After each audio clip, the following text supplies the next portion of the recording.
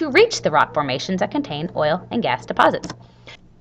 How is natural gas extracted? Well, first you have to tap the well. And remember we said earlier that natural gas is usually associated with petroleum. So you can see there's one over there in the water. But recently they have actually started trying to get natural gas on its own as well.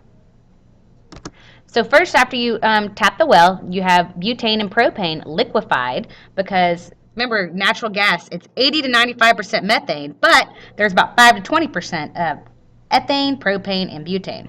And the natural gas is lighter than oil, so it's going to be above it. It's less dense, so remember, it's going to be above the petroleum. Anyway, then the methane is dried and pressurized into pipelines. You can see a pipeline on the right. This works out well in the United States because we have quite an extensive network of pipelines, but if you are not in an area with the pipelines, then you won't be able to use this. Therefore, even though the natural gas pipeline, about half of the homes are using natural gas for heating because of these pipelines, but you can see in the areas that they don't have one, you cannot use this system. Where is the natural gas? Russia is the Saudi Arabia of natural gas. Iran and Qatar. How long will natural gas last? Experts say it can be from 62 to 125 years. U.S. supply is 70 to 100 years. And you'll see a lot of times you have these new offers popping up all over the place. You have new marketeers. For example, Atlanta Gaslight, they are the provider for all the marketeers. Like Georgia Natural Gas, they get theirs from Atlanta Gaslight. But you can have different marketeers trying to sell you the same product. But it's all drawn from the same place. Now you might be asking yourself, what are we going to do with all this natural gas? Well, they are mostly used in the United States for electricity generation, but they also use it for industrial processes. Natural gas is used for nitrogen fertilizers and in residences as efficient fuel for cooking and heating and operating clothes dryers and water heaters.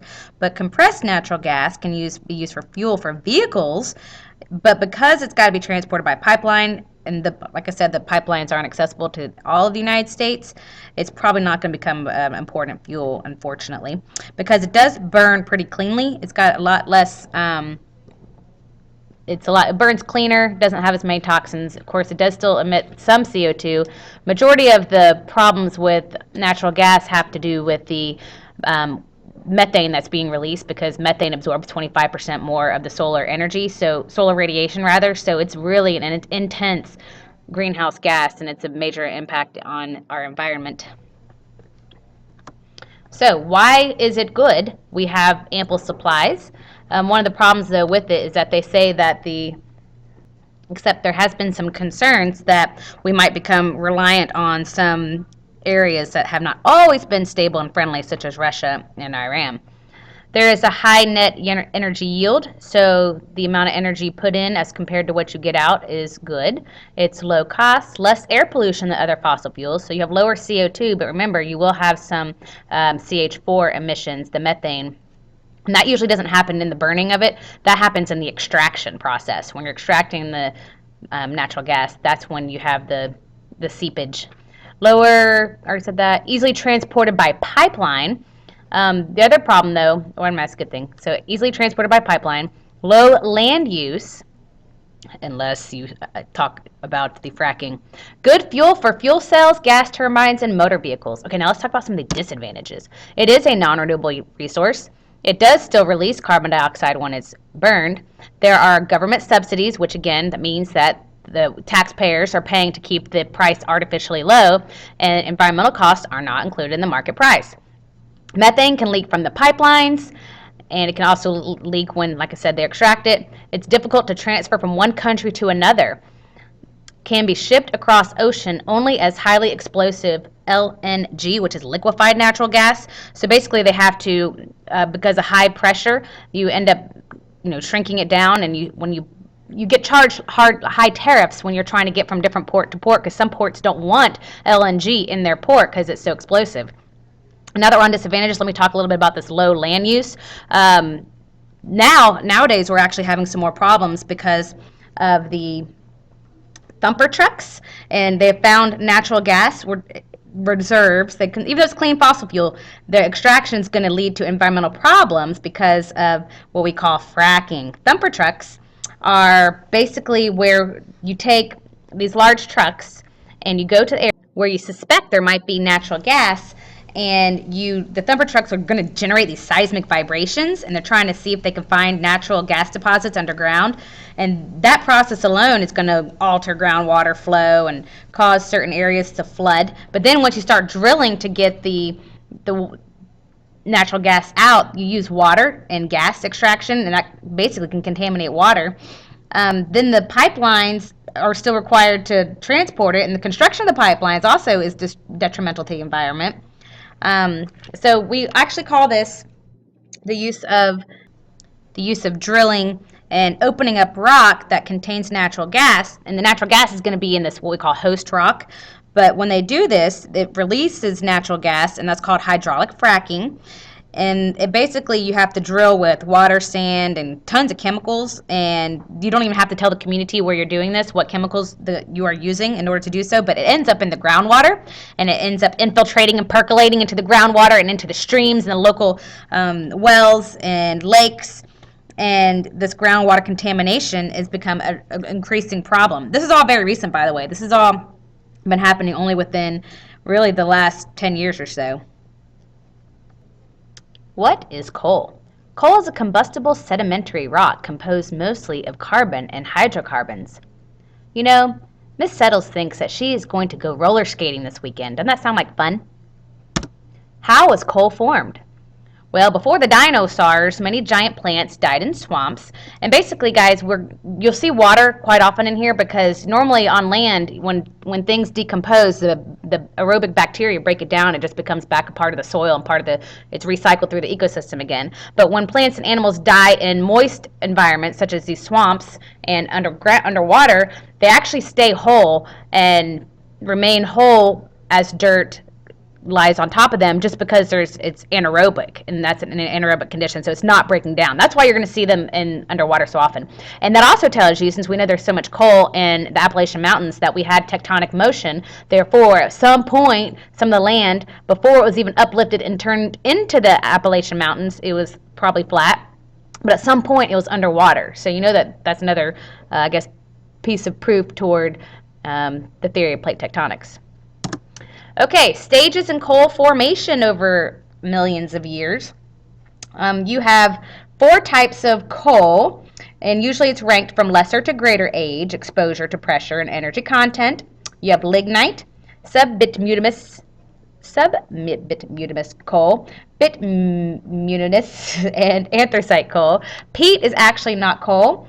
It is really like organic material, and over time, it will end up becoming, over time with pressure, and it will become denser, and it will basically become more carbon-like instead of all the other residual stuff. So is peat coal? No, good answer. What kind here is the most desirable? In other words, which one here has the most bang for its buck as far as energy content goes? Right, good job, anthracite coal. How is coal extracted? Well, we already learned a little about our surface mining and subsurface mining. If we know that the deposits are closer to the surface, you'll have your surface, and if you have to dig a little deeper, you'll have your subsurface. How is it processed? It's cleaned to remove other rocks and dirt, ash, sulfur, and unwanted materials. Remember, this can be a very polluting system. You'll find a lot of these coal reserves, though, in the United States. So we're going to use quite a bit of coal here. You have 25% United States, 15% in Russia, 13% India, 13% China, 8% Australia, and 7% from South Africa. And you'll see in the areas that have the anthracite, because remember, we want the anthracite coal. Not a lot of sulfur in the anthracite coal as well. Lignite doesn't have as much either. Anthracite and lignite don't have as much as the bituminous, whatever. How long will coal last? It should last. It's the most abundant, it's really the most abundant fossil fuel of all the fossil fuels, and we have quite a bit of it in the United States. They say it can last up to 250 years. However, it's pretty toxic, or pretty pollutant. Okay, the science behind the coal burning power plant. You'll see what's going to happen here is you are going to pulverize the coal, and you are going to use that heat from the coal, from burning it. You'll have your combustion going on in here. This is your combustion, and then you'll have it heat the steam, and that steam is going to go up here, turn the turbine. You're going to have electromagnetic induction, and you're going to have electricity going to your homes. Woohoo! And hopefully you'll have it cooled as much as possible in the condenser and cooling loops, and you'll have some waste heat.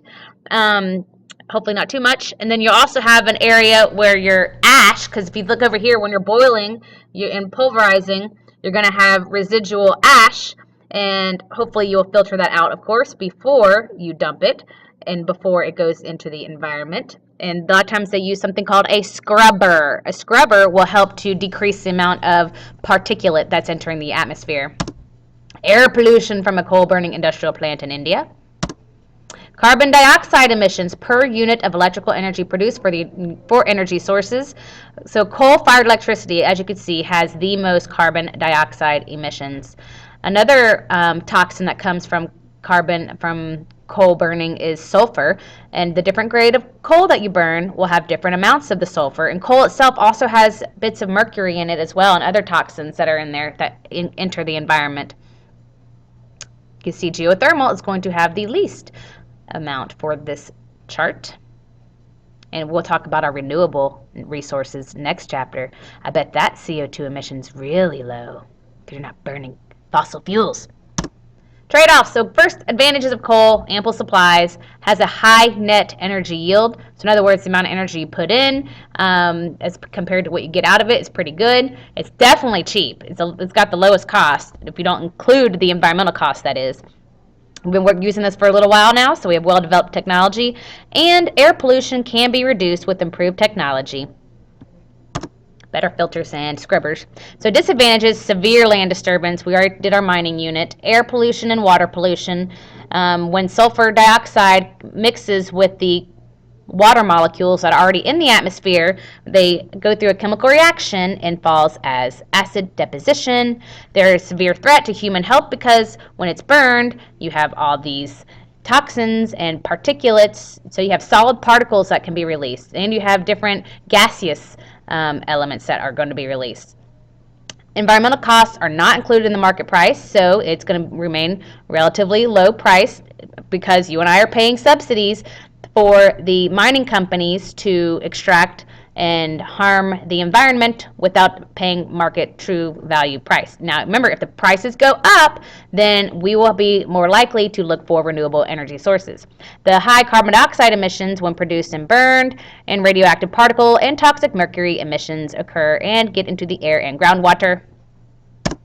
Ooh, yay, done.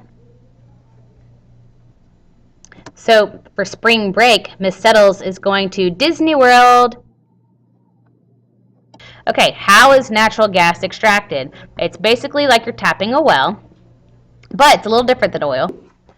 Miss Settles loves seahorses. This is going to conclude part 1. We're running out of time, but I will post part 2 tomorrow.